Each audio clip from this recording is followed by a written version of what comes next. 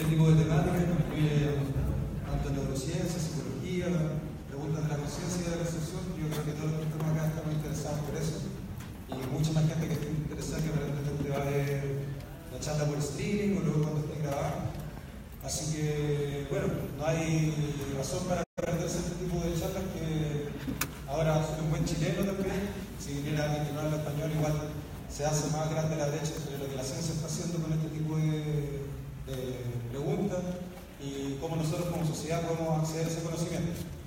Y mientras más acceso tengamos nosotros a este conocimiento, mejor, quizás más rápido en algún momento se pueden hacer políticas públicas al respecto del uso de fármacos tanto a nivel medicinal como también a nivel experimental, y que podamos nosotros experimentar con nuestra propia conciencia y percepción y al mismo tiempo ocupar estos tipos de medicina o plantas de poder también para efectos terapéuticos.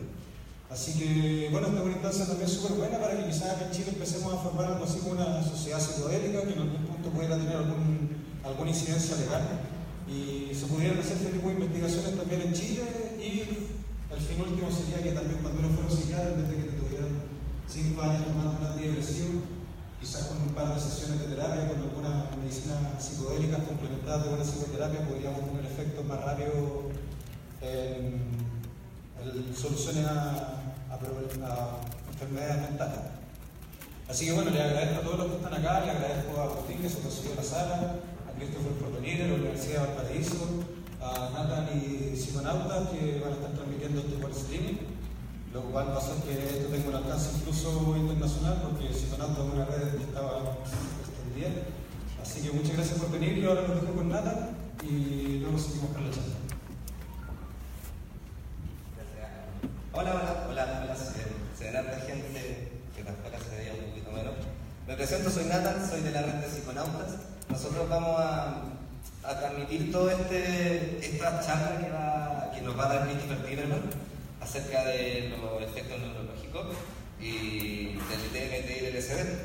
Nosotros vamos a trabajar en función este año como una plataforma de difusión en la cual queremos acercar este tipo de charlas, poder traer otro tipo de artistas, de personas en el estudio que tratan el tema, para así poder tener el respaldo, un respaldo un poco más científico y un poco más ordenado, donde toda esta información tan subjetiva está tan en el aire. Asimismo, queremos hacer que esta jornada, esta charla, una de las primeras que nosotros vamos a estar acá, estamos transmitiéndola en este momento a toda Latinoamérica, para que llegue, para que quede un registro visual. Y luego, obviamente, vamos a tomar este material, que es oro, para poder reproducirlo y podamos, si bien estudiarlo, releerlo, o que sea parte de una base para un siguiente funcionamiento de las charlas. Además, queremos dejarlos invitados para unas siguientes jornadas que vamos a querer hacer con otro tipo de personas que nos van a acompañar y nos van a instruir en su expertising para nosotros poder aprender y nutrirnos con esta información. Asimismo, les vamos a pedir que si pueden apagar los celulares o ponerlos en silencio para que en la continuidad de la charla no haya ningún problema y podamos estar totalmente conectados en esto que ya vamos a poner un nombre que es puro conocimiento.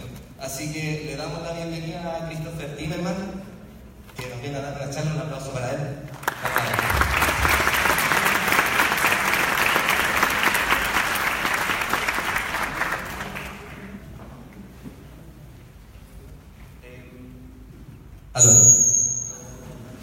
Ya, se me había ido. Al final vamos a hacer, a las 8 vamos a cortar la charla y vamos a dejar un espacio para preguntas, en la cual levanta la mano, vamos a sacarle un micrófono y vamos a poder hacer el nexo entre Christopher y que haga la pregunta para que todos escuchemos y podamos ver qué pasa. Lo mismo para arriba, las personas que están ahí, si tienen alguna consulta, levantan la mano, hay un micrófono inalámbrico y llegamos. Así que eso, ahora sí que sí.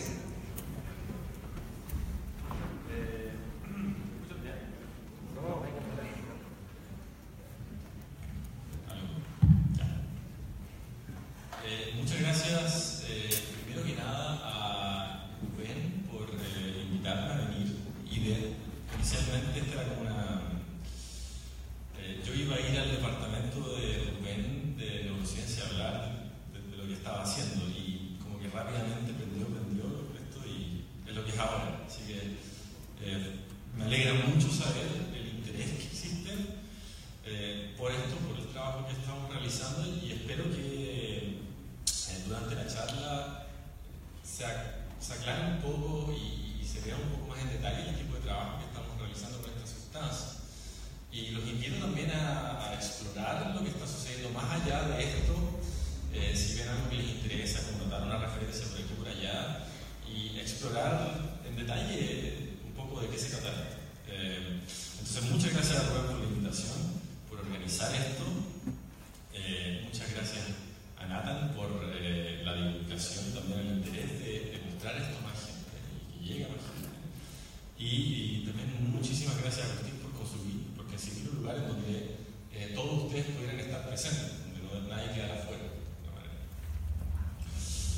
Entonces, voy a presentar principalmente el trabajo que hemos estado realizando en Londres con DMT y LSD, enfocándonos principalmente en aspectos psicológicos y cerebrales o neuronales que tienen estas sustancias, estos compuestos. Ahora, la charla está dirigida a un público amplio, pero igual van a encontrar por aquí y por allá más de algún gráfico o alguna cosa que pueda parecer un poco oscura a alguien que no esté familiarizado con ello. Si ese es el caso, no se preocupen y vuelvan a lo que estoy diciendo. Voy a tratar de simplificar lo más posible el contenido para que todos lo puedan entender. Entonces, como comentaba antes, estamos realizando estos estudios con DMT y con LSD. Básicamente como una herramienta para que nosotros podamos explorar cuáles son los mecanismos de la conciencia en términos psicológicos y cerebrales que vemos con la alteración de estas sustancias. Lo que de alguna manera ojalá nos pueda acercar un poco mejor a entender el cerebro y a entender también la conciencia en un sentido amplio. De alguna forma estas son experiencias que la gente tiene con esta sustancia, son experiencias similares a que la gente tiene en otros estados y son experiencias que no podemos dejar fuera de nuestro modelo de conciencia, de alguna forma. Entonces, para empezar, me gustaría manifestar un poco o transmitir un poco que lo que estamos tratando de hacer es mapear un terreno con esta investigación. Y no es un terreno fácil de mapear, es una experiencia, son experiencias que son extraordinarias de alguna forma y tienen componentes extraordinarios, lo cual plantea un desafío. De alguna forma es intentar generar un mapa en un terreno completamente desconocido o que ha sido, digamos, habitado por usuarios de estas sustancias por mucho tiempo, pero que sin embargo aún falta una forma, una forma sistemática de reunir e integrar esa información para saber lo que está pasando. Entonces tenemos dos grandes desafíos. Uno, el estudio de la experiencia. El estudio de la conciencia, el estudio de la experiencia es un desafío no solo con estas sustancias o bajo las experiencias asociadas a estas sustancias, sino que es un desafío en sí mismo. Hay muchos aspectos de la experiencia, de la conciencia que nosotros no estamos conscientes que suceden, procesos que llevan a distintas actividades que suceden bajo nuestro umbral de conciencia. Entonces, eso ya es un desafío en sí mismo. Y cuando pensamos en el efecto que tienen en nuestras sustancias y el hecho de que se caracterizan porque contienen un componente inefable, lo inefable se refiere a esto que es difícil de poner en palabras o difícil conceptualizarlo en palabras, tenemos este doble desafío, ¿no? ¿Cómo vemos la experiencia y cómo vemos una experiencia que no tiene palabras o que se nos escapa del lenguaje o desborda del lenguaje? Eso por un lado. Por otro lado, tenemos el desafío de entender qué sucede con el cerebro bajo esta experiencia. Y el cerebro de por sí ya es un gran desafío. En el área de las neurociencias estamos intentando entender cuáles son los mecanismos cerebrales que son asociados a distintas experiencias, distintos estados de conciencia ya de por sí. Entonces tenemos este otro desafío de entender qué está sucediendo el cerebro bajo el efecto de esta sustancia. Y finalmente el gran desafío de unir ambos niveles de explicación. ¿Cómo relacionamos el campo experiencial con el campo neurocientífico? ¿ya? Y eso va a ser un poco lo que vamos a estar explorando a lo largo de la charla.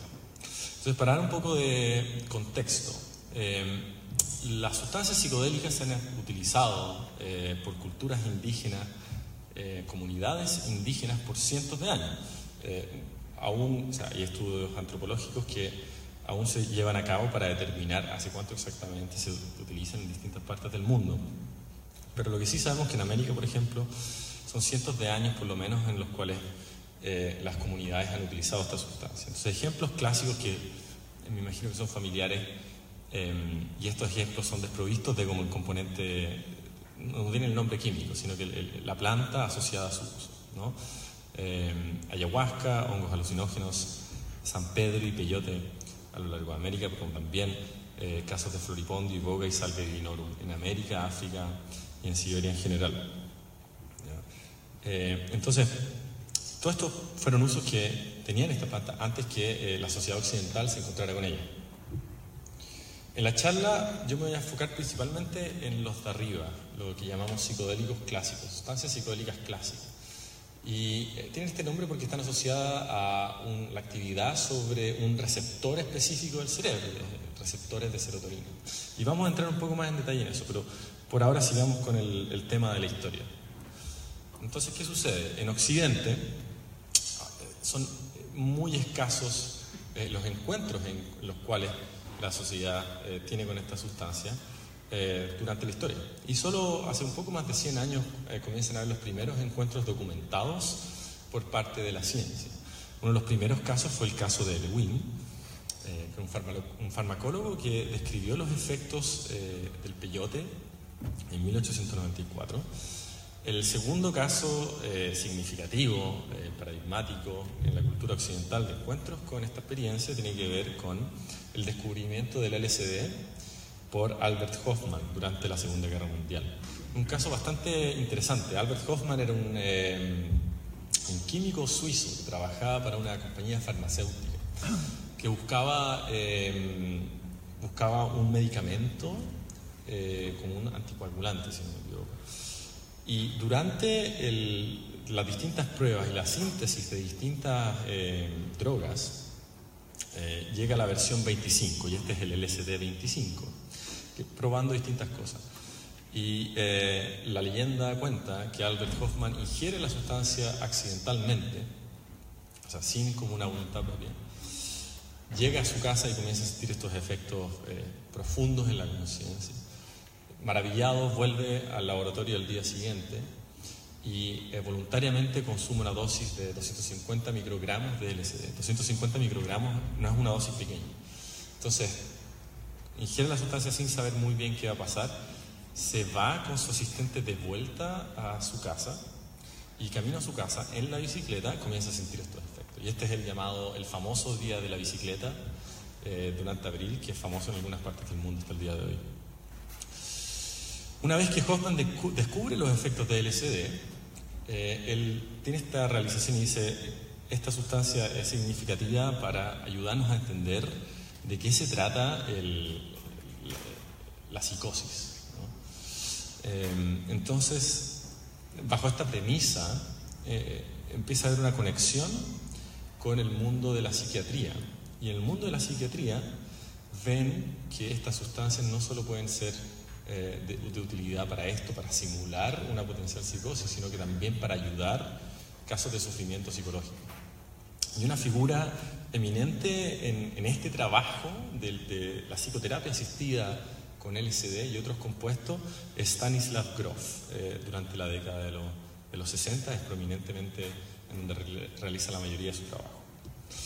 Entonces, durante este periodo en donde existe este encuentro entre la ciencia y esta experiencia, existe un alto interés de parte de la academia de entender de qué se trata esto.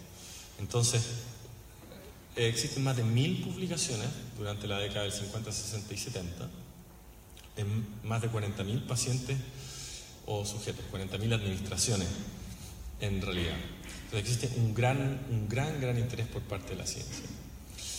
Durante esta época existía, digamos, el encuentro con el LSD también se mezcla con distintos cambios culturales que suceden en la época y cambios sociales que tienen un gran impacto. Esto asociado a algunas, algunas anécdotas aisladas llevan a una percepción muy desfavorable de estas drogas por parte de gobiernos y de la Organización de las Naciones Unidas, lo que lleva a que la Organización de las Naciones Unidas elabore este documento estableciendo los peligros de esta sustancia y advocando un poco por su prohibición, advocando de forma explícita por su prohibición en realidad. Lo que lo acoge en muchos países, la mayoría de los países occidentales, lo que dificultó el estudio de esta sustancia con seres humanos. Entonces, de los años 70 a los años 90 no hubo investigación con seres humanos casi. Y el año 1992, un grupo en Alemania y luego Rick Strassman en Estados Unidos comienzan a utilizar esta sustancia y a explorar cuáles son sus efectos psicológicos y cerebrales. Y hoy en día estamos en nuevamente un boom en términos de publicaciones y de interés científico en el estudio de esta sustancia porque alteran la conciencia de una forma significativa.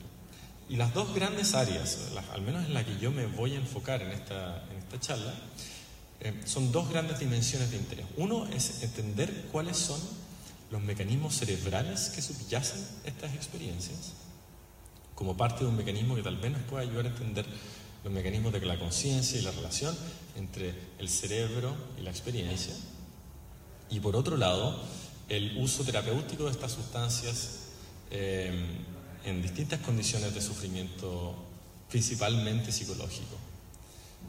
Si le interesa y quieren leerlo en español, hay una publicación del año 2014, o sea, le falta información, es un poco antigua ya, en donde se detalla estas aplicaciones en los últimos 25 años. Y ahí está la referencia. Entonces, en términos de la psicoterapia asistida con sustancias psicodélicas, cabe destacar, o sea, el trabajo que se está realizando son numerosos estudios, entre ellos el uso de la psilocibina para tratar la dependencia de sustancias, notablemente la adicción al alcohol y el tabaco, para el tratamiento de la depresión mayor, y para el sufrimiento de enfermedades terminales.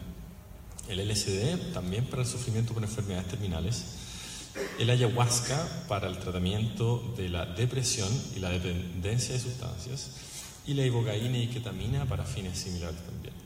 Entonces, como por ejemplo, el trabajo que ha realizado el grupo en donde yo estoy actualmente, en Londres, realizó un estudio piloto de psicoterapia asistida con psilocibina y vieron los cambios en términos de depresión luego de un par de sesiones aisladas del tratamiento.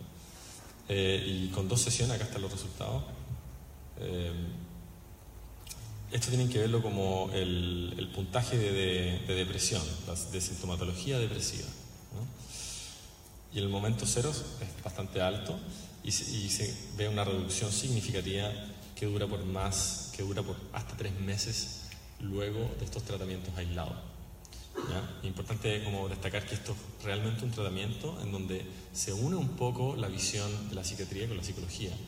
No es solo psicoterapia, no es solo farmacología, es psicoterapia asistida con psilocibina, con sustancias psicodélicas.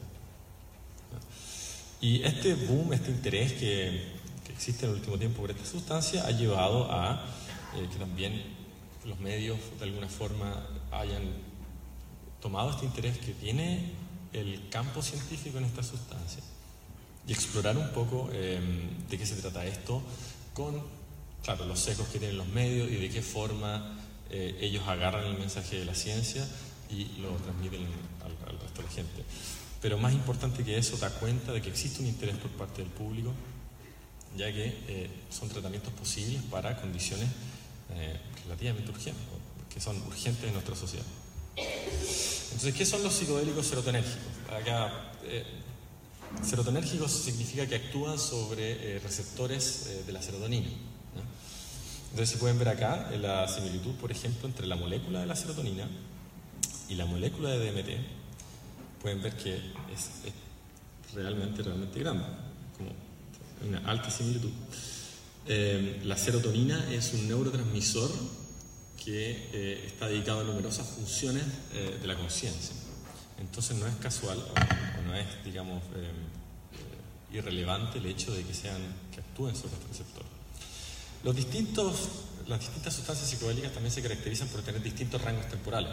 Entonces la psilocibina, el componente de los hongos alucinógenos, tiene una duración promedio de unas 6 horas. El LSD un promedio de unas 10 horas y el DMT de 10 minutos. ¿Ya? Y esto es interesante porque a nosotros nos permite entender estos efectos en estos distintos rangos temporales, los cuales tienen beneficios y falencias de acuerdo a los objetivos que queramos explorar en la ciencia. Entonces, ¿cuáles son, en términos generales, los efectos en la conciencia o los efectos en la experiencia que tienen estas sustancias?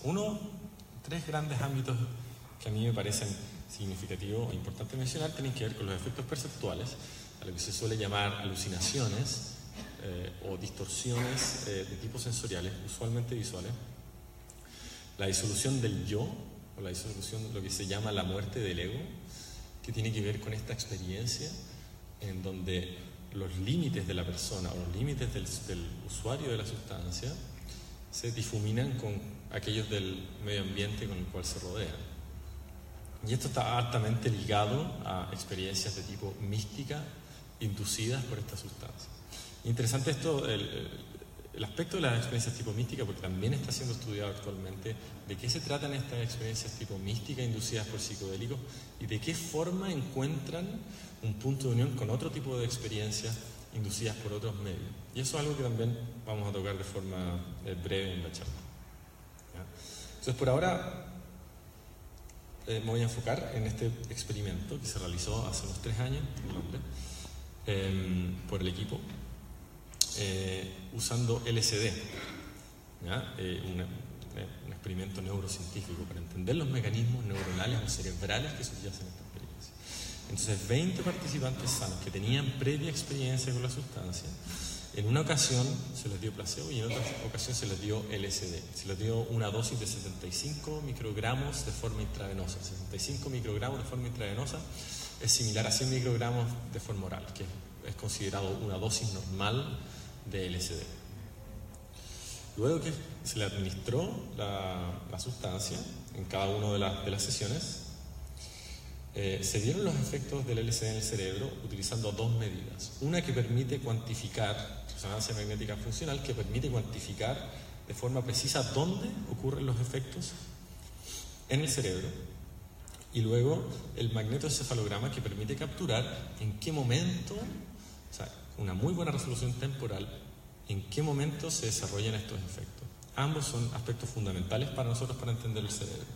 Entonces, ambas técnicas fueron utilizadas después de la administración de la droga. Entonces, para empezar con el dónde, ¿no? Veamos qué es lo que sucede con el cerebro en términos espaciales, si se quiere. Estos son los efectos psicológicos que se vieron mayormente aumentados luego de la administración del LSD comparada con placebo. Y como pueden ver acá, la imaginería elemental fue el aspecto que más se destacó en términos de intensidad.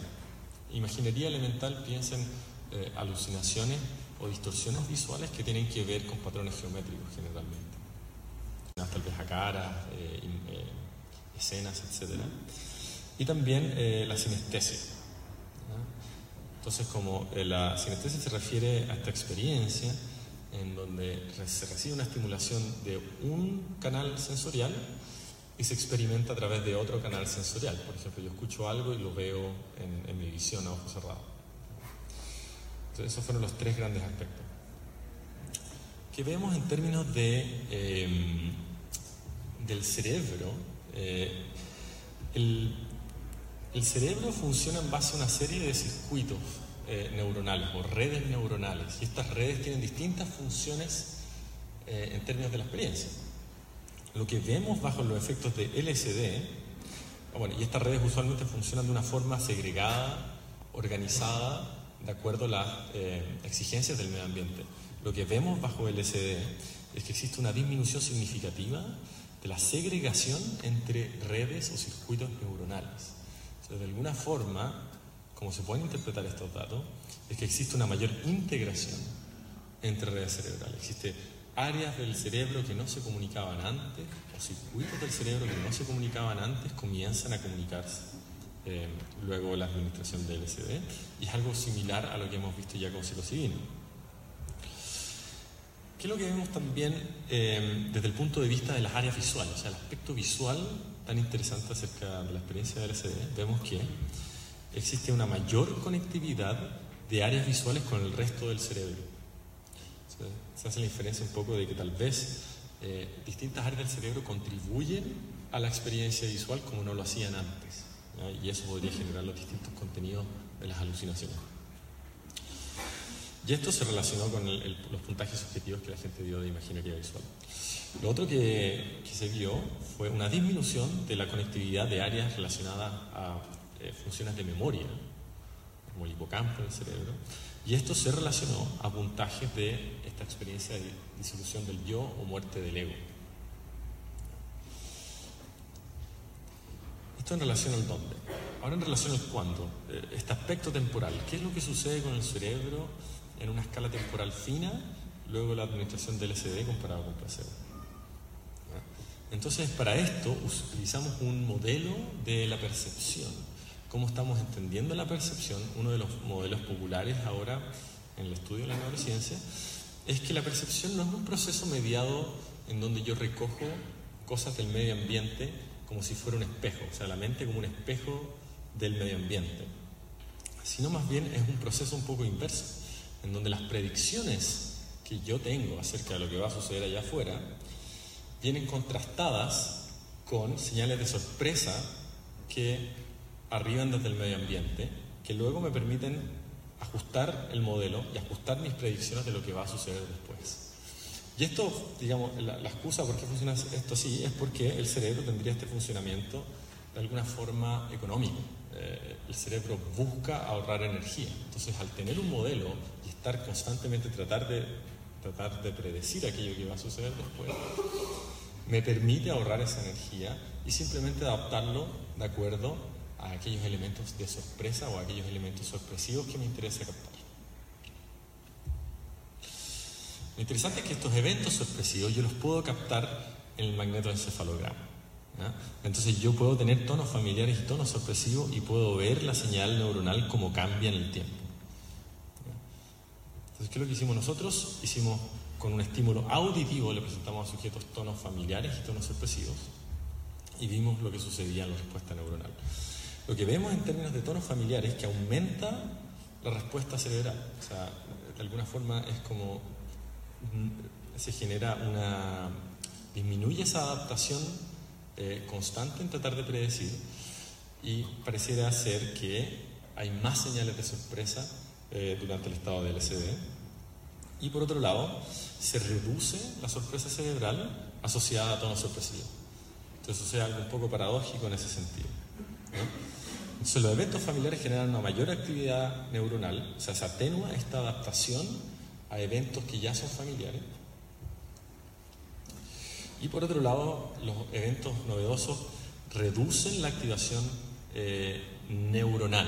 ¿Y por qué es esto? De alguna forma porque para que algo sea novedoso, algo tiene que ser familiar, ¿no? Tiene que haber un contexto de familiaridad en donde se presente algo novedoso. Entonces, la forma de interpretar los datos, como lo estamos viendo, es que frente a la falta de una familiaridad, nada tiene el grado de sorpresa que tenía antes, ¿ya? Y esto nos explicaría de alguna forma este como aspecto medio paradojal, ¿no?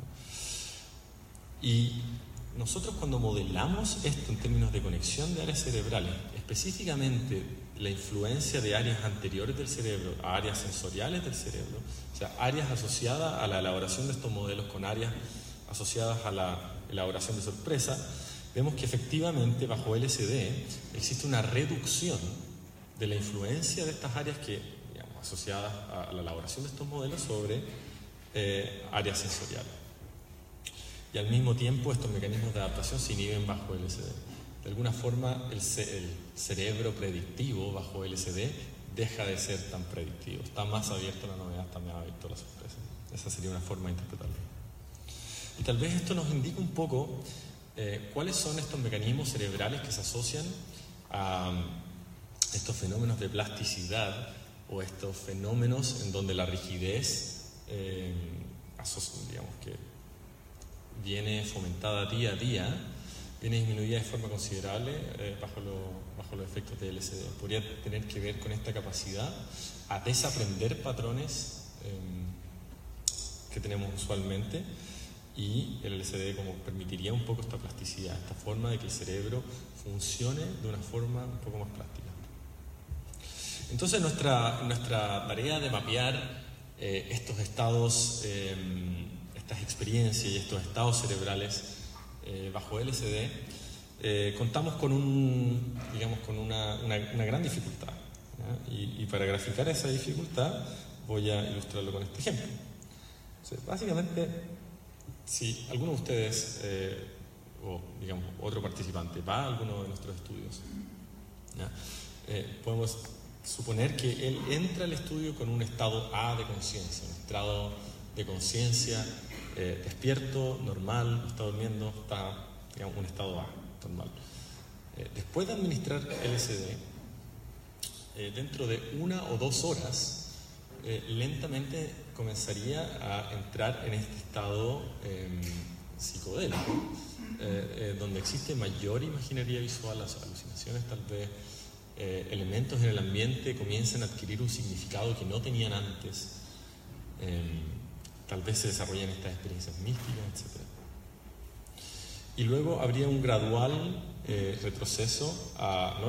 un gradual evolución de vuelta a este estado A, ¿no? Y todo esto podría suceder en aproximadamente unas 10 horas. Entonces es muy difícil para nosotros cuantificar qué está sucediendo en términos de experiencia y qué está sucediendo en términos de actividad neuronal y el puente entre ellos, porque el rango temporal es muy amplio. En cambio, si tenemos una sustancia como DMT, tenemos 10 minutos en donde se condensa esta experiencia y, dada su corta duración, nos permite establecer estos puentes entre cerebro y experiencia que tanto necesitamos. No solo eso, también nos permite captar qué está sucediendo en cada una de estas fases de la experiencia y de la actividad neuronal, y los puentes entre las transiciones de una fase a otra, que es algo muy interesante desde el punto de vista de la exploración de la conciencia. A continuación les voy a mostrar una simulación de lo que es la experiencia con DMT, una simulación visual, para que tengan un poco una idea de qué se trata la experiencia.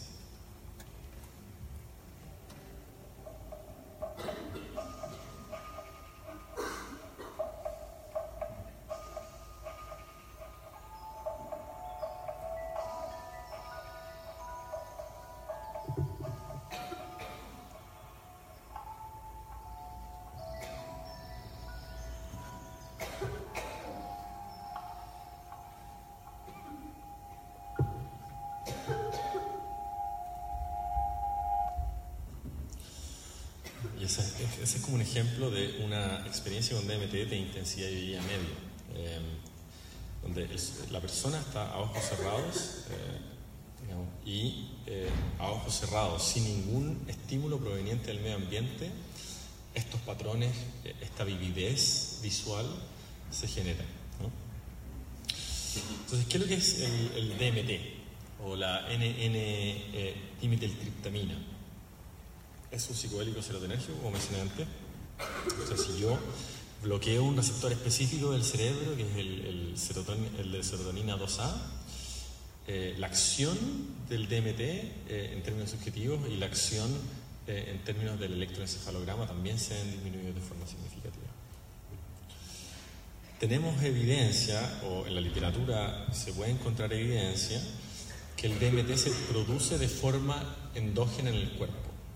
En los seres humanos se ha visto que hay casos que producen DMT en su cuerpo en dosis muy, muy pequeñas, ¿ya?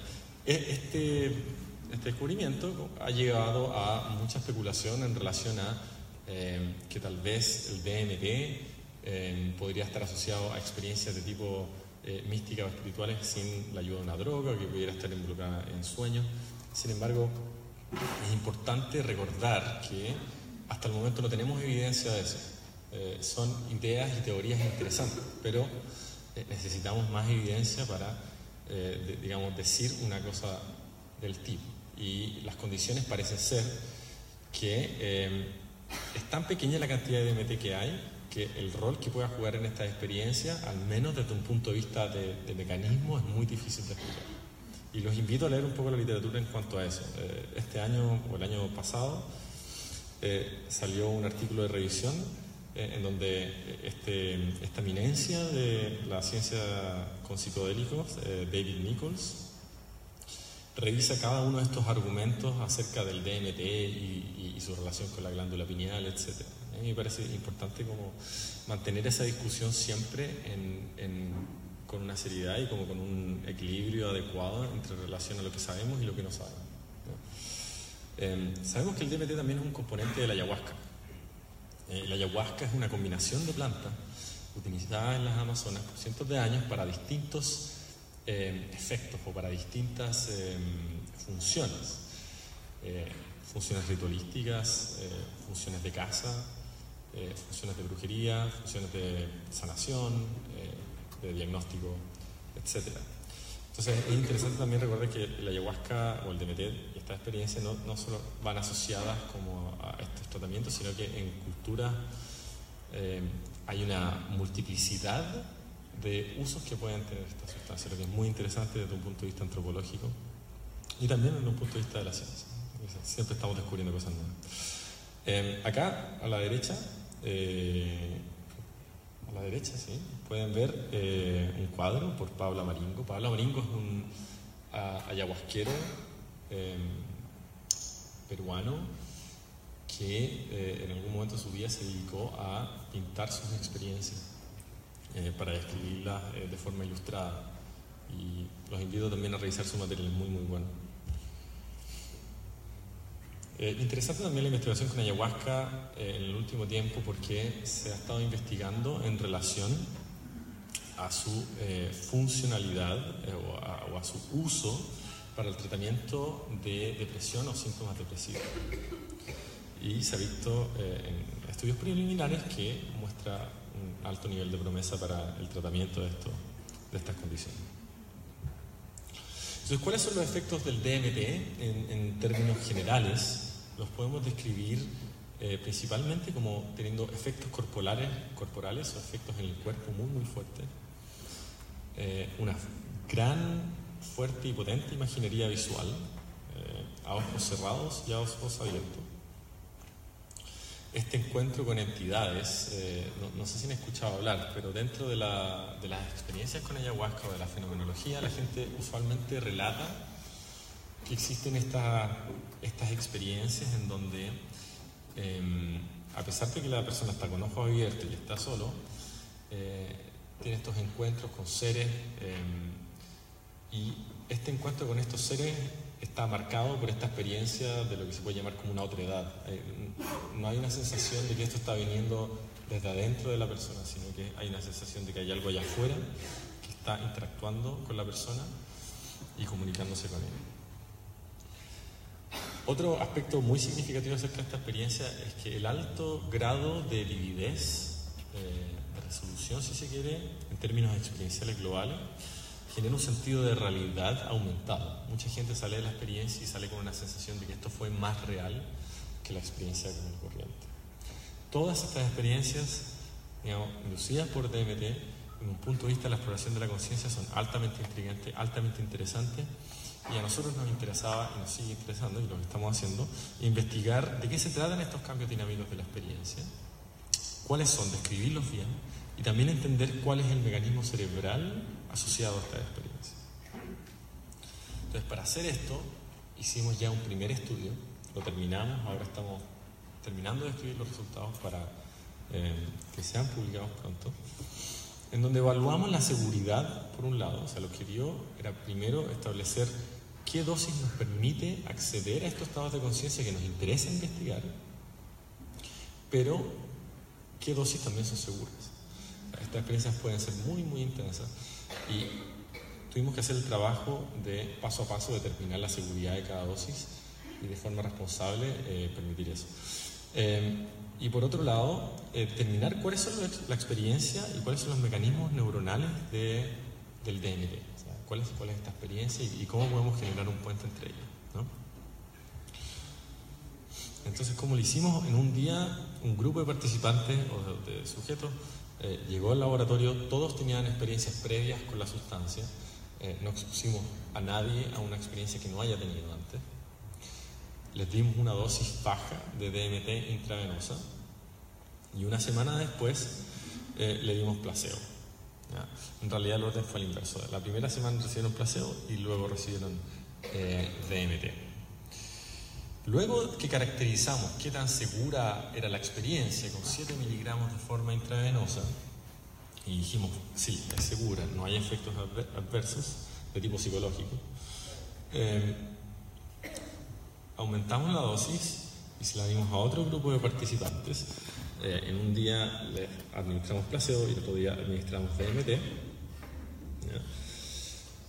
Encontramos que los efectos eran interesantes, pero no eran tan interesantes. No estábamos llegando a esa sensación de otra realidad que los usuarios usualmente comentan. Entonces, por este motivo, empujamos la dosis aún más para buscar efectos aún más interesantes, siempre manteniendo la seguridad como prioridad.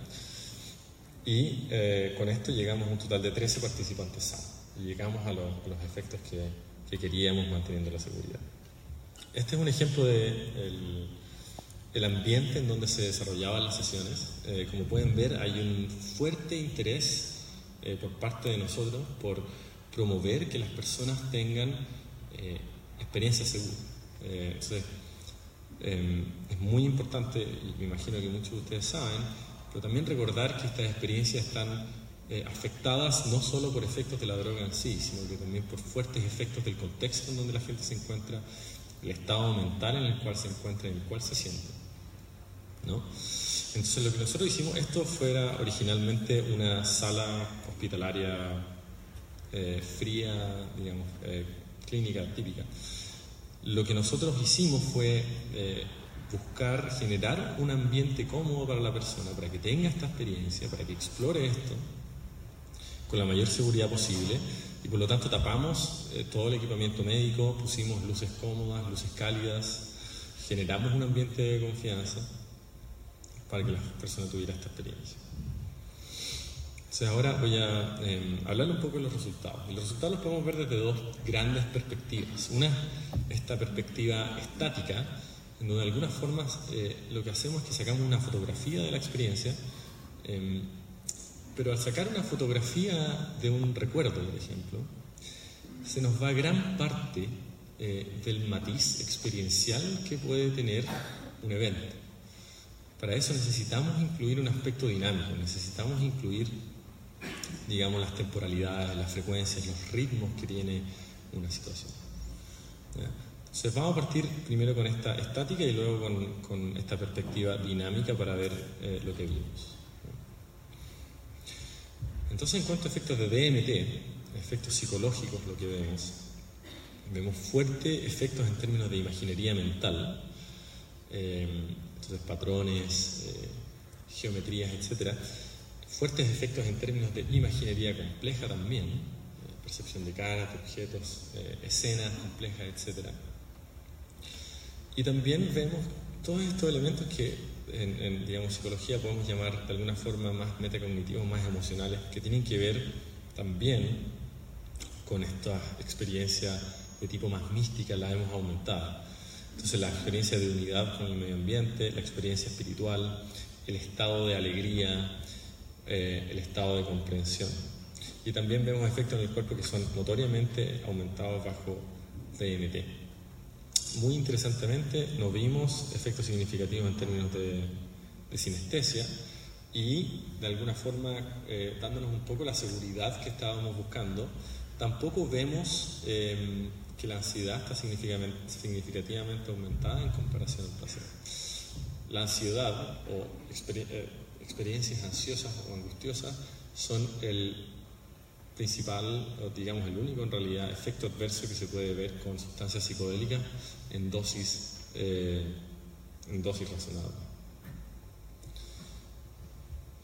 Y si comparamos un poco lo que se ven con los distintos grupos de DMT con LSD, o si queremos comparar estas dos sustancias, esto no tiene como una validez estadística, pero simplemente para que ustedes aprecien de forma gráfica tal vez esta diferencia. Podemos ver acá la diferencia con el componente sinestésico, que está más aumentada con LSD, mientras que estos componentes de tipo más espirituales o místicos están mayoritariamente aumentados bajo DMT en comparación al LSD, como también los efectos en el cuerpo y las alucinaciones. En términos de factores específicos que la gente puntuó de forma más alta, son estos que pueden encontrar acá. Estos son los que generan una mayor puntuación en los sujetos. Entonces, experimenté una realidad alternativa. Vi patrones geométricos. Sentí una alteración del espacio. Sensaciones corporales inusuales. Placer en la experiencia. Me sentí fuera de mi cuerpo. Vi imágenes complejas. Mi imaginación fue vívida y sentí gratitud. En términos de sensaciones corporales, lo que recogimos en la entrevista de qué se trataban, muchos describían esta sensación intensa de aceleración en el cuerpo, lo que ha seguido de una vibración y también sensaciones de calidez, una percepción distorsionada del propio cuerpo y este efecto de disolución de límites corpóreos fundiéndose con el medio ambiente, que de alguna forma está bien graficado por esta pintura hecha por Alex Gray, que es un reconocido artista de la cultura asociada a esta sustancia. Entonces, ¿qué fue lo que hicimos además? Les pedimos a los sujetos que al final de la sesión dibujaran, la consigna era esta: dibuja la escena visual más notoria que experimentaste durante esta experiencia, este viaje. ¿Ya? Y estos son algunos ejemplos para demostrar un poco estos factores psicológicos que les mencionaba. Entonces, por ejemplo, esta es una experiencia con 7 miligramos, o sea, una dosis baja, con una dosis media y con una dosis alta. Entonces voy a seguir mostrándole imágenes ahora y describiendo lo que la gente menciona. Patrones geométricos dorados, una dosis baja. Campos de figuras geométricas, patrones como hexágonos que se movían y mantenían un sentido de perspectiva. Moléculas que forman patrones con un gran nivel de detalle y resolución. Formas circulares que giran como un vórtice. Colores geométricos que giran. Lograba identificar pájaros en las figuras. Entonces acá, interesantemente, la dosis un poquito más alta, empezamos a ver cómo de los patrones geométricos comienzan a emerger figuras más complejas, tienen un mayor grado de complejidad, ¿no? Entonces, como de estos patrones geométricos de acá, del fondo, comienzan a emerger estos pájaros, estos ojos. En la dosis alta, patrones geométricos que giraban demasiado rápido para identificar qué era. Entonces, este factor de movimiento, o el factor cinético, comienza a ser aumentado en dosis más altas, al parecer. Esto es un ejemplo de aquello. En términos de imaginería compleja, acá pueden ver un poco más el gran nivel de detalle y resolución y los objetos que comienzan a aparecer. También esta experiencia de acceder a otra realidad, o experimentar otra realidad. Entonces, tuve una sensación de saltar a otra dimensión, la cual era muy geométrica. Esta experiencia de recibir información. Mucha gente tuvo esta experiencia en donde sentía que hubo un acceso a una información que no estaba previamente ahí. Todo lo que podía experimentar en mi vida estaba enfrente mío. Entendí el tiempo. Una presencia me mostró la interconexión entre las cosas. Intentaba hacer que prestara atención, lecciones para que la pudiera recordar. Estas trataban de compasión, gratitud, empatía y bondad. Muy interesante. Y finalmente esta sensación de presencia, este encuentro con estas entidades. ¿Sí? Me mostraron un pizarrón. Estaban estos seres que me decían: mira esto, mira esto. Me sentía observado y sentía que se comunicaban a través de los jeroglíficos conmigo. Estaban estas presencias que no me permitían pasar, poniendo una gran presión para que me quedara en este lado. Sombras de presencia se ocuparon de mí como si hubiera tenido un accidente. Interesante este efecto de sentir que hay una presencia ahí en el ambiente con las personas, y se relaciona harto con esta idea de las experiencias cercanas a la muerte. Nosotros vimos en la literatura, y esto ha sido también sugerido por otros investigadores de sustancias psicodélicas y de DMT, que esta experiencia está fuertemente asociada a la experiencia de DMT, muestra altos grados de similitud con la experiencia cercana a la muerte. Entonces, ¿cuáles son estas experiencias cercanas a la muerte? Son cualquier experiencia consciente que ocurra durante un evento en el cual una persona que puede haber muerto, pero que sin embargo sobrevive. Interesante que no solo eso, sino que también en muchos casos donde la persona cree, tiene la percepción psicológica que está cercana a la muerte sin que tenga un riesgo vital o sin que tenga un trauma de tipo biológico vital, que sin embargo tiene estas experiencias, ¿no? Y sucede un 9 a un 18% de casos en el cual una persona se encuentra cercana a la muerte. En cuanto a la fenomenología, la gente relata sensaciones de paz, ver una luz brillante, atravesar un túnel, encontrar presencias, comunicarse con esas presencias. Y interesantemente hay algunos factores que parecen estar asociados a mayor incidencia a esta experiencia cercana a la muerte. Entre ellas que tan sugestible una persona, creencia en eventos paranormales, etc. Como que lo que hemos visto al menos. Interesantemente, lo que nosotros hicimos es que agarramos un cuestionario, utilizamos un cuestionario de experiencias cercanas a la muerte que ha sido utilizado ya por décadas, por más de 3 décadas, para cuantificar de qué se tratan estas experiencias, y las comparamos con la experiencia inducida por placebo. Y vemos que la mayoría o gran parte de los elementos que forman parte de estas experiencias son aumentadas bajo DMT. Especialmente está como: entré a un mundo no terrenal, sentí una sensación de paz, mis sentidos estaban aumentados, experimenté armonía e unidad, mi percepción del tiempo estaba alterada, encontré un ser, una presencia, me sentí separado del cuerpo. Vemos también con colaboradores en Bélgica que ellos trabajan con gente que está cercana a la muerte. Les solicitamos que nos proveyeran con una muestra de casos de gente que realmente ha estado en situaciones cercanas a la muerte para compararlos con nuestros datos. Y lo que vimos fue que casi todos los elementos eran comparables, o sea, no existía una diferencia estadística significativa, a excepción de unos pocos.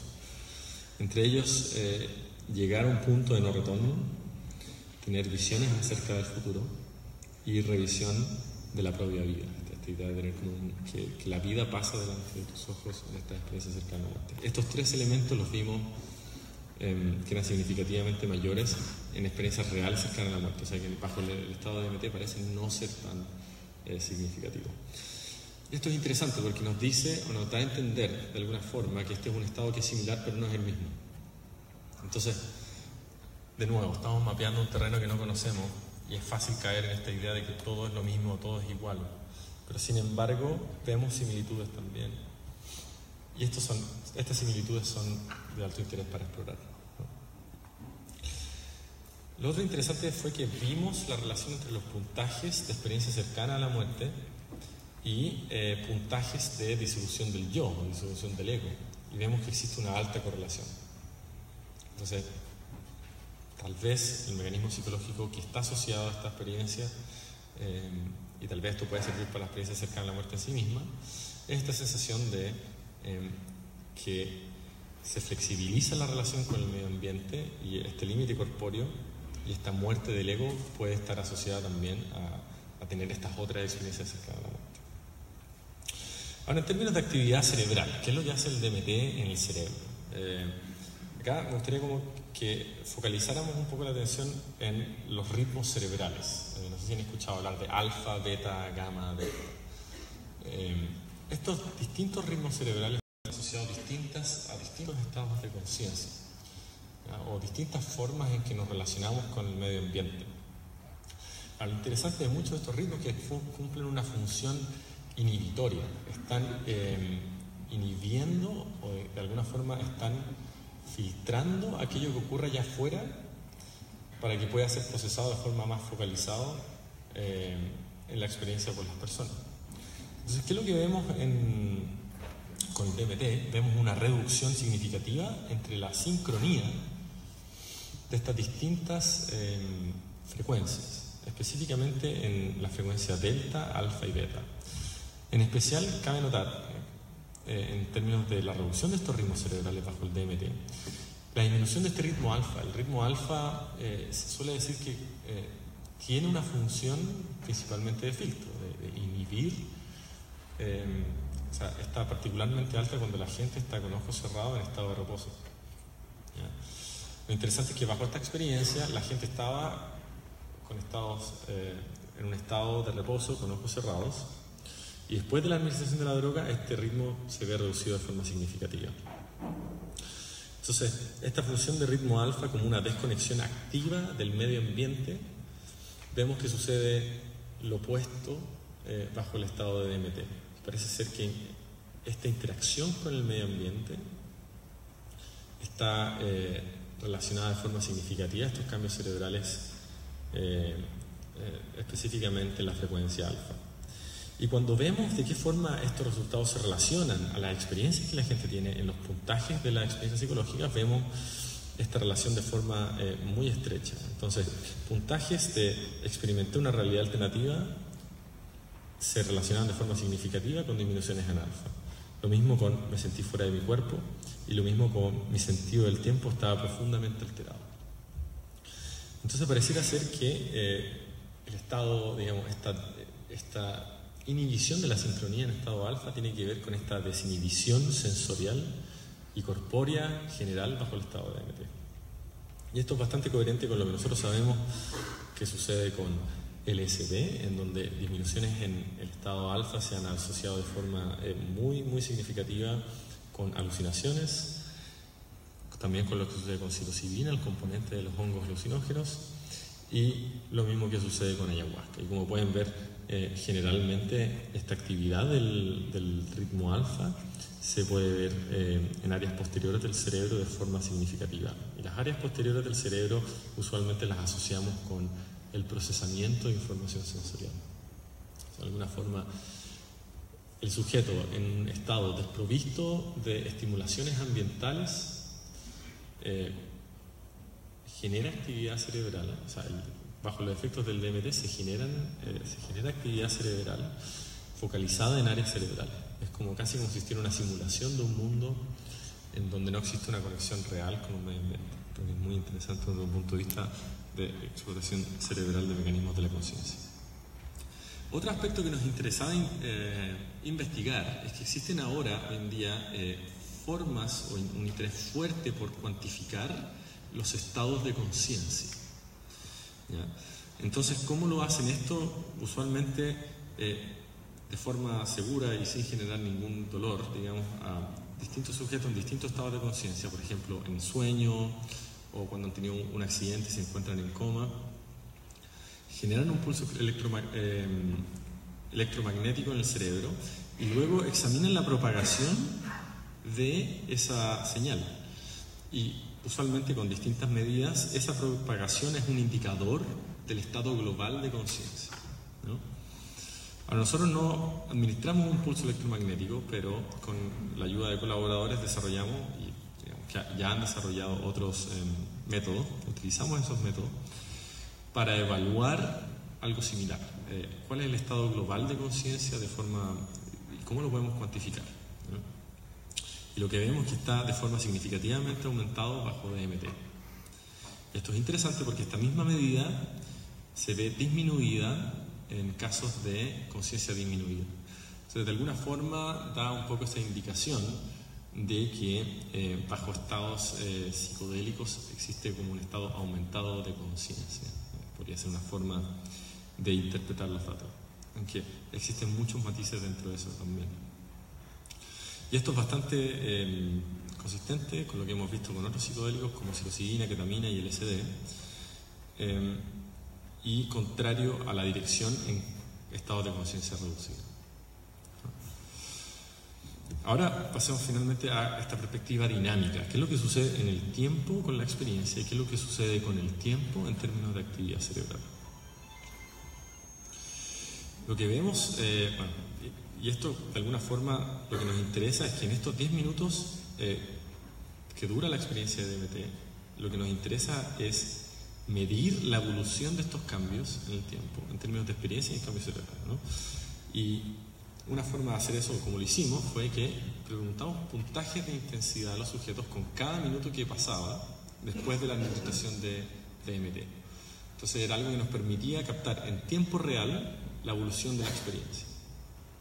¿Ya? Y un puntaje de 0 a 10, 0 siendo ningún efecto y 10 siendo el efecto más intenso que tú puedas imaginar. ¿Ya? Y estas son personas que han pasado por muchas sesiones en donde se han administrado, han fumado DMT ellos mismos. Acá podemos ver esta evolución de forma significativa, como la gente llega a este pic de la experiencia en los minutos 2 y 3 y luego existe como un gradual descenso de vuelta a un estado de conciencia normal. Entonces, mapear temporalmente la intensidad de la experiencia. En términos cerebrales, vemos precisamente que existe una relación inversa entre este ritmo inhibitorio, este ritmo alfa, con el aumento de esta intensidad. O sea, acá se puede apreciar cómo de forma radical se pierde este ritmo alfa y luego lentamente comienza a recuperarse. Esta es otra forma de ver los datos acá, para que entiendan de forma sencilla. Esta banda amarilla que está acá corresponde a la frecuencia alfa y se puede apreciar de qué forma, después de la administración de DMT, acá en la línea roja, se pierde de forma significativa y luego se comienza a recuperar de forma gradual. Y vemos lo mismo con esta medida de esta diversidad neuronal, esta medida de estado global de conciencia, que de alguna forma nos indica también que bajo estados psicodélicos y bajo estados de DMT existe un mayor repertorio de distintos estados en los cuales puede estar el cerebro. Entonces, si ustedes piensan en estados cerebrales y piensan con, digamos, distintos estados cerebrales pueden formar un diccionario. Lo que vemos bajo el estado de DMT es que ese diccionario se ve significativamente aumentado. La cantidad de palabras que podemos utilizar para expresarnos en el lenguaje se ve enriquecida de forma significativa y ese enriquecimiento se relaciona con lo que participantes reportan que es la intensidad de la experiencia minuto a minuto. Y esto está interesante, nos permite cuantificar esto de una forma, poniendo el número, pero no nos permite acceder a la experiencia misma. ¿De qué se trata esta experiencia vívida que la gente pasa? ¿De qué se trata esta experiencia que no tiene palabras? Digamos, ¿de qué forma podemos medir, de qué forma podemos acercarnos a la riqueza de la experiencia generada por esta sustancia? Y para esto utilizamos un método elaborado por Claire Petit-Menin. Claire Petit-Menin fue una estudiante de doctorado del neurobiólogo chileno Francisco Varela. Y el neurobiólogo Francisco Varela inició este programa antes que muriera, llamado Neurofenomenología. Y lo que intentaba hacer con este programa era, de alguna forma, obtener un método disciplinado en el cual nosotros podamos unir la experiencia con el dato cerebral, ¿no? Cuando nosotros usualmente miramos el dato cerebral, existe un poco esta difícil pregunta de decir, bueno, ya, acá está el dato cerebral, pero ¿cómo se relaciona esto con la experiencia? ¿No? Y la forma en que él busca articular esto, en cómo podemos estudiar la experiencia, en donde nosotros no tengamos este sesgo de yo mirar mi propia experiencia y estar confundidos por estos espejos al momento de mirarme a mí mismo, y de alguna forma, para acercarme más de lo que un tercero puede decir acerca de mi experiencia, lo que yo hago, o sea, lo que él intentó elaborar fue generar este método en segunda persona, ¿ya? En donde básicamente se media la experiencia vívida que puede tener una persona con la ayuda de un otro, ¿ya? ¿Y de qué se trata esto? Por ejemplo, en donde se ayuda a la persona a reevocar la experiencia, ponerla en la situación en donde tuvo la experiencia inicialmente, y a través de un anclaje a distintas sensaciones que la persona va sintiendo minuto a minuto, ayudarla a reelaborar lo que sucede en el tiempo. ¿Ya? Y esto es lo que se llama el método de la microfenomenología, elaborado por Claire Petit-Menin. Y ese fue el método que utilizamos principalmente en colaboración con Rafael Miller. Entonces, ¿qué tipo de cosa podíamos ver, por ejemplo, usando este método? Es que buscando reevocar la experiencia en una persona, en un participante, por ejemplo, utilizábamos sus puntajes de intensidad. Acá están graficados, este es el tiempo y esta es la intensidad. Y usando estos puntajes de intensidad, buscábamos que la persona reevocara qué sucedía en cada momento. Y en cada momento apoyar esa reelaboración con estos anclajes a cosas sensoriales. Entonces, bueno, viste esto, entonces ¿qué fue lo que viste después? ¿O qué fue lo que sentiste durante esa experiencia que estabas viendo eso? Y de esa forma, bueno, Rafael fue el que condujo estas entrevistas, ¿no? Rafael Miguel. Entonces, en este caso, por ejemplo, nos permitió un mapeo temporal de la experiencia, donde el inicio se caracteriza por ver luces verdes, sentir náuseas, dificultad al respirar, ver o percibir murallas de luz. Luego esto viene seguido por pensamientos y confusión. Luego más sensación de relajamiento y respirar de nuevo. Después aparecen estas figuras, estas entidades, estos seres, y etcétera, etcétera, etcétera. Entonces, a través de este método estamos buscando de alguna forma desmenuzar de qué se trata esta experiencia desde un punto de vista cualitativo, esta experiencia vívida que está ahí, no solamente desde un punto de vista numérico. Y lo que vimos con este método, o lo que vio Rafael con su análisis, fue este desglose de la experiencia en tres grandes dimensiones: una dimensión corporal, una dimensión visual y finalmente una dimensión emocional. Y lo interesante es que, más allá de los componentes específicos experienciales, como ver las entidades, ver los colores, etc., es que en términos de dinámica de la experiencia, lo que la persona siente en el tiempo, es que los primeros 5 minutos son caracterizados por este alto grado de inmersión en este mundo alternativo, en este mundo que se le presenta a la persona bajo DMT. Y en los siguientes 5 minutos, esta experiencia emocional, en donde la persona busca integrar lo que le sucedió o reelaborarlo una vez ya en un estado de conciencia un poco más normal. Entonces, muy interesante, porque de alguna forma lo que nos permite hacer esto es generar con el DMT, generar estas experiencias interesantes, pero de una forma controlada, y que nos permite estudiarla también de una forma controlada y disciplinada.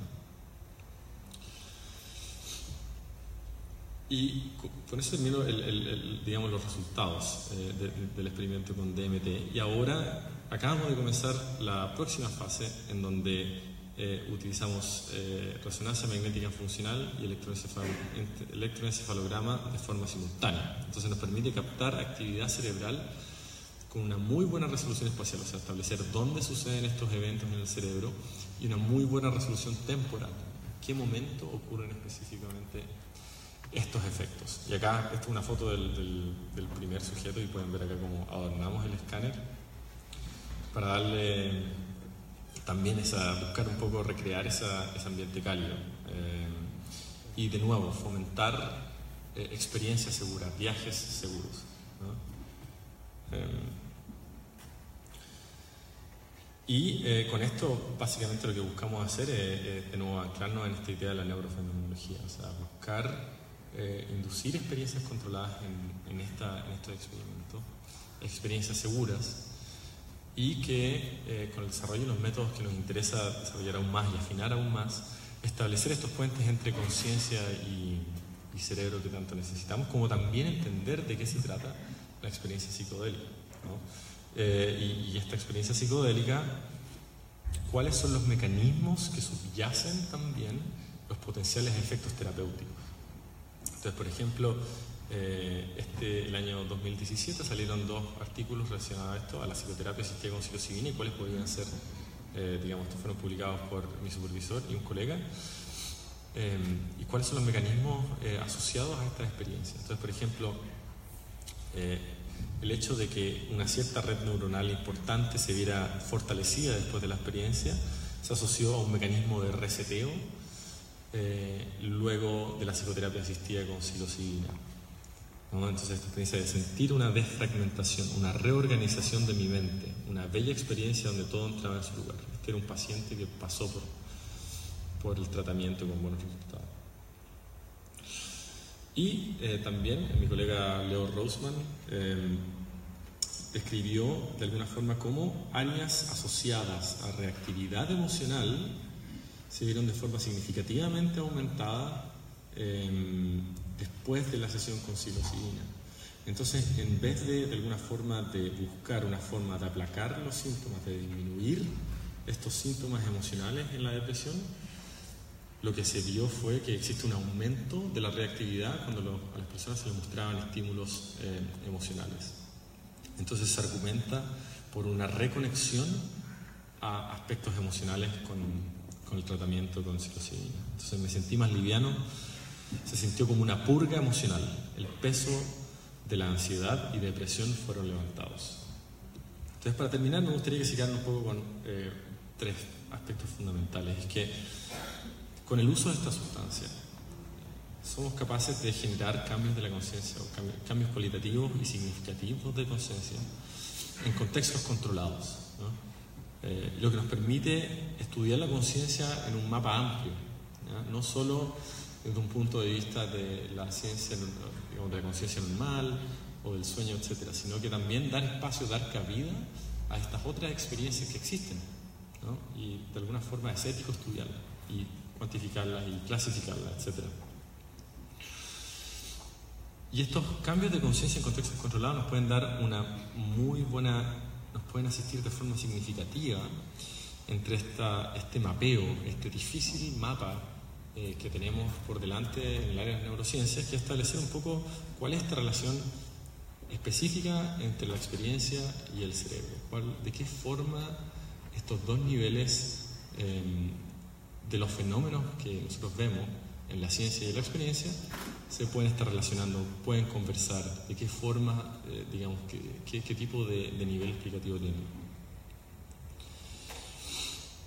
También es importante acá mencionar el uso terapéutico de esta sustancia. O sea, existe un alto nivel de promesa en términos de estas sesiones, en comparación a tratamientos convencionales. Son un bajo número de sesiones que tienen un efecto largamente duradero, al menos es lo que estamos iniciando a ver en estos estudios preliminares. Y no, tener esta posibilidad de uso como herramienta para tratarlo y no utilizarlo de alguna forma es antiético, según mi opinión. O sea, lo ético sería explorar esto y explorarlo de forma intencional. Y finalmente, que estamos acercándonos un poco, pero aún nos falta mucho por entender qué es lo que está haciendo, de qué se trata en esta experiencia, cuáles son los efectos neuronales y cerebrales asociados. Y con eso me gustaría también finalmente agradecer y también reconocer la ayuda de este trabajo por parte de mis supervisores, de mis colegas y aquellas instituciones que han ayudado al financiamiento, en especial también a CONICET y de Chile. Y con eso, muchas gracias por su atención.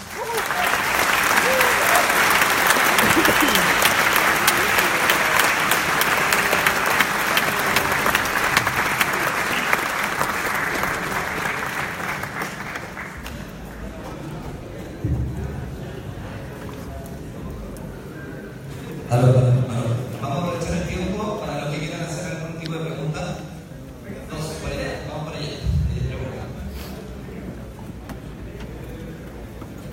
recomiendo a los que quieran hacer preguntas que usen todo el micrófono, que están más largo y el nombre para que queremos representar. No sé si tienen preguntas. Hagamos una filita. Pero mira. Hola, felicitaciones, muy interesante la charla. Me dio a las cosas dando cuenta que el uso de psicodélicos produce una hiperconexión, ¿cierto?, en el cerebro, pero esta hiperconexión se sabe algo, ¿cierto?, si es por efectivamente una hiperconexión o una disminución de la inhibición de la interneurona acá en este caso, o si tiene algún efecto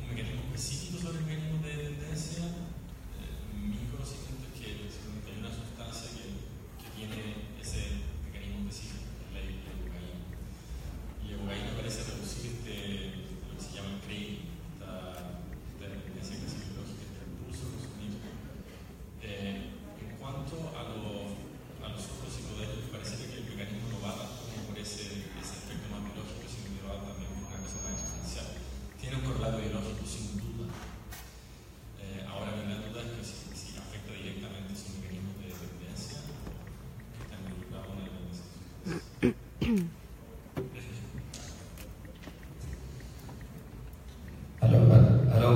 En el segundo piso tenemos una pregunta acá de parte de Juan Pablo. Primero la televisión.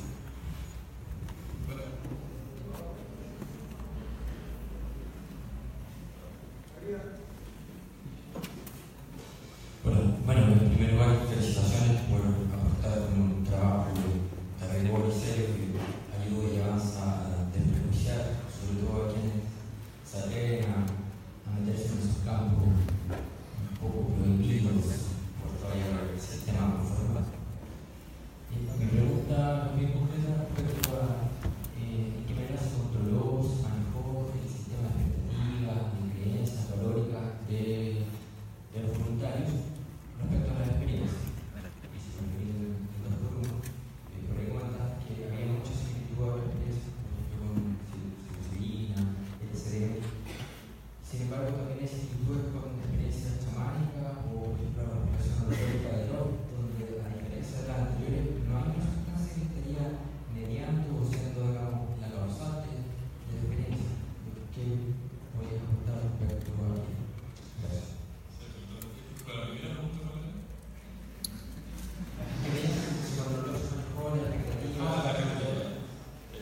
Gracias por tu comentario y pregunta. En términos de las expectativas, es algo que a mí me interesa personalmente mucho, de qué forma puede afectar eso. En términos de los contenidos que pueden aparecer en una experiencia. Nosotros lo que hicimos fue básicamente entrevistar a los sujetos en relación a sus expectativas, a su intención, antes de abordar la experiencia.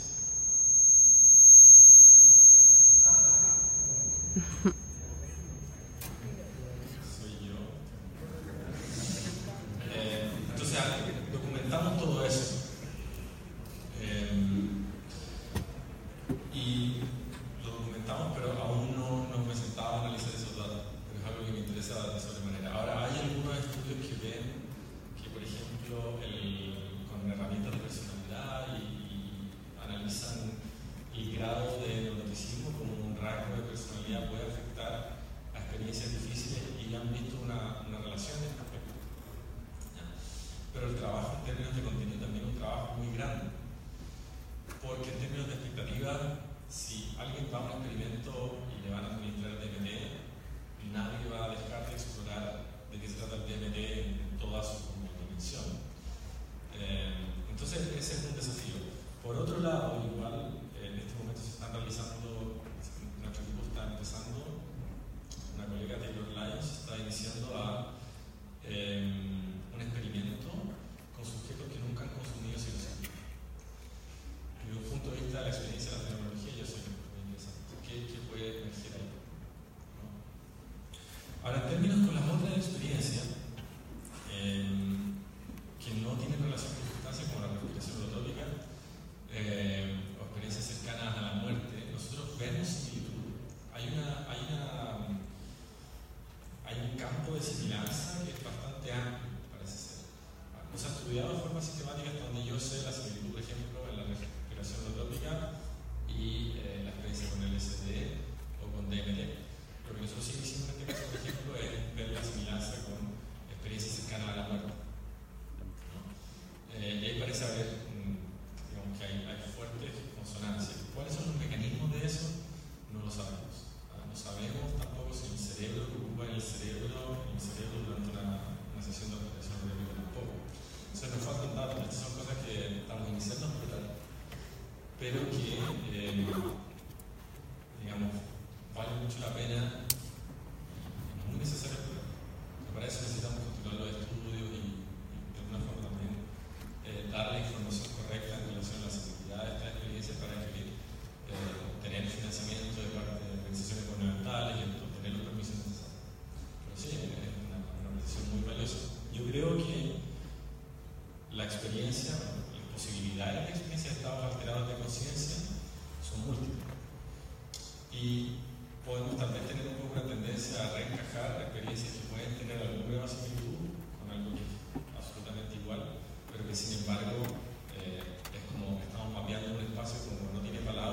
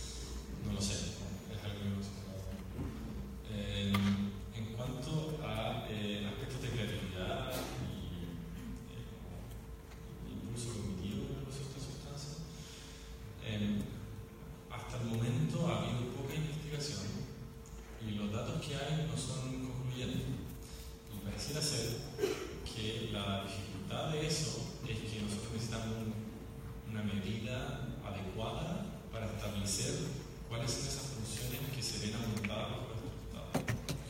Usualmente en el laboratorio se ven aspectos muy, muy específicos que tienen que ver con, por ejemplo, con el trabajo o resolución de problemas bien específicos, bien arreglados. Pareciera ser que lo que hace, digamos, lo que hacen estas sustancias es que actúan sobre funciones que no son tan, digamos, no son tan claras desde ese punto de vista. Una cosa un poco más amplia, un poco más etc. Pero eso es algo como lo estamos investigando.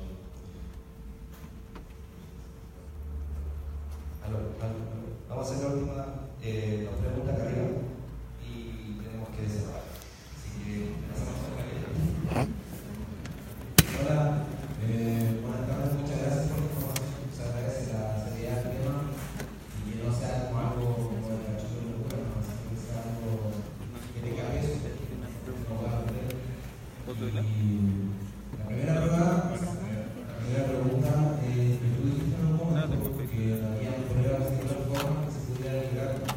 Yo he investigado un poco, pero tampoco sabía decir por ejemplo, los monjes tibetanos, los monjes budistas llegan a cierto nivel de control cerebral y yo tengo entendido que podrían llegar a tener esos viajes psicodélicos pero de forma lúcida y no que te ponga a editar 10, 15 minutos de años y años y años de disciplina con respecto al control de la mente y el ser.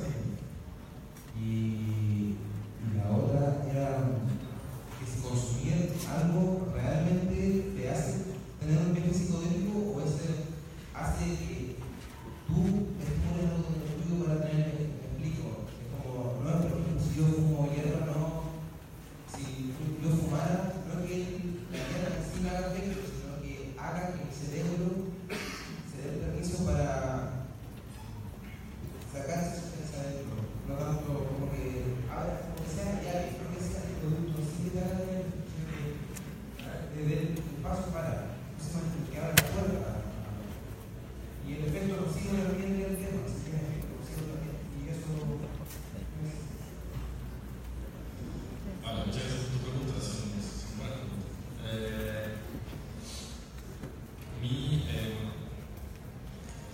Recuerdo lo que estamos viendo es que generalmente en términos de contenidos hay cosas que son dispares en las experiencias y hay cosas que son similares. Entonces es como de alguna manera tu pregunta es la llave o es el producto lo que genera la sustancia. Mi impresión, hasta el momento yo no he hecho ningún estudio acerca de los contenidos de forma sistemática. O sea, existe un autor que se llama Mary Shannon que estudió la fenomenología de la experiencia de la ayahuasca y estudió los contenidos de forma bien sistemática. La verdad es interesante la discusión porque él ve una alta similitud del contenido específico con esa experiencia de la ayahuasca. El gran problema ahí es que el contexto te puede estar dando el producto sin que te des cuenta. O esos elementos que él vio asociados de ayahuasca los pudo haber visto porque él estaba en ese contexto de recibo. Entonces no existe como un estudio controlado acerca de si es el producto realmente, pero lo que sí existe, o la sensación que sí da, y lo que sabemos es que, por ejemplo, de cómo afecta la sugestibilidad de esta sustancia, es que el efecto llave es mucho mayor. Es mucho más de abrir puertas y generar estas experiencias y la multiplicidad de experiencias posibles durante ese estado que los productos mismos. Y esto se basa y esto se ve en digamos, si uno va online y ve la cantidad de reportes que existen de esta experiencia y la validad de estos reportes, desde gente que tiene una experiencia de tipo mística, gente que tiene experiencias infernales, a gente que experimenta encuentros con entidades, a gente que experimenta con sensaciones de regular, etc. Son tan amplias que sin duda va mucho más allá, va mucho más por esta misma definición de psicodelia, manifestación de la mente, y no tanto por productos específicos. En términos de los peligros, hasta el momento, digamos, hay existen casos en donde se experimenta ansiedad excesiva,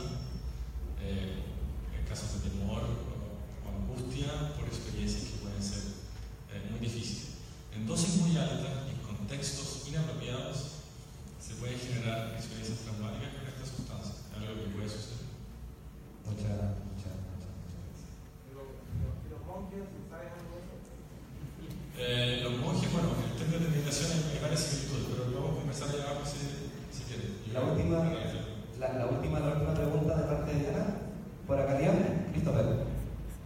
Por acá. La última pregunta por parte de Diana y muchísimas gracias.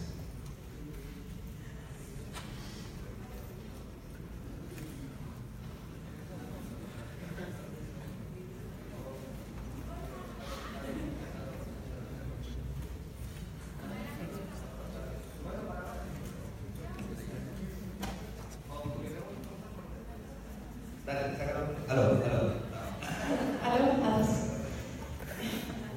Muchas gracias por poner conversador antes que nada. Y lo otro es que hace... Sí te vi. En la esquina. Hace 2 años atrás, más o menos, tuve una experiencia experimental con un compañero de curso de psicología. Es como experimental. y resulta que nos hicimos un test de las escalas de Wechsler antes de tomar LSD y después de tomar LSD y en verdad que igual fue algo centrado entre Nosotros dos, porque más o menos cachábamos las respuestas y qué sé yo, pero notamos un cambio relativamente significativo.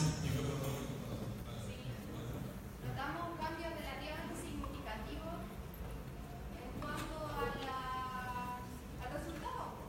Entonces, a mí me llamó mucho la atención recién que claro, si existe una activación neuronal mucho más alta mientras se está consumiendo el LSD, también me llamó la atención que quizás de repente, una vez que se activa, que hay esta activación neuronal, a mí se me imagina que, bueno, obviamente después se acaba porque no dura para siempre, pero también me da la impresión como que se produce un cambio en cuanto a la inteligencia.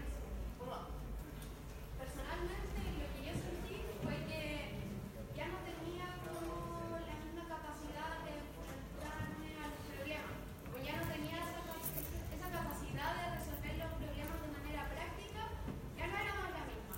Fue un poco distinta después de eso. Yo noté esa diferencia. Bueno, y las veces, las 2 días que lo hicimos estos test de escalas de Wechsler, una buena, cosas así. Fue primero un cuarto, después una mitad, después 3 cuartos y después no sé.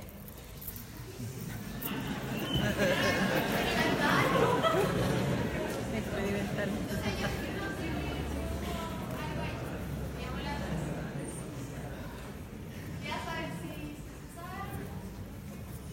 Hasta el momento en los estudios de creatividad e inteligencia que se han hecho con esta sustancia no se han visto decrementos significativos después del uso. Sobre todo con poblaciones grandes. Ahora con un N de 2 es difícil establecer que haya algo significativo. Ahora puede suceder que o sea,